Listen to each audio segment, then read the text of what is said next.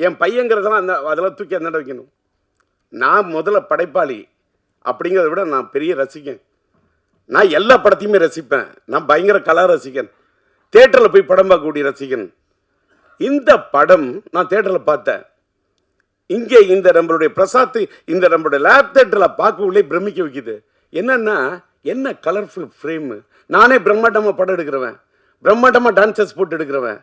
அந்த தமிழன் அந்த பாட்டுக்கு தமிழன்னு சொல்லக்கூடிய அந்த பாட்டுக்கு என்ன கலர்ஸு, என்ன டான்சஸ்ஸு, என்ன கோரியோகிராஃபி, அதில் என்ன ஆர்ட் டைரக்ஷன், அதில் அவர் ஒவ்வொரு ஃப்ரேமும் அந்த ஃப்ரேம் ஒன்றுத்துலேயும் அது ஜொலிக்குதுன்னா பேசிக்லி அவர் கேமராமேன், அந்த ஒளிப்பதிவாளராக இருந்து தன் உள்ளத்தில் பதிவு செய்த விஷயத்தெல்லாம் படத்தில் எடுத்திருக்காரு.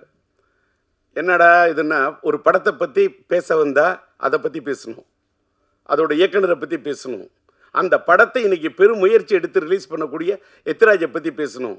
அதுக்கு இந்த படத்துக்கு உறுதுணையாக இருந்து கரம் கொடுத்துருக்கு. இந்த படத்தில் நடித்தது என் மகன், அவர் இந்த படத்துக்கு உறுதுணையாக இருந்தது தயாரிப்பாளர் குகன். நான் என் மகனையும் பார்க்கின்றேன், குகனையும் பார்க்கின்றேன்.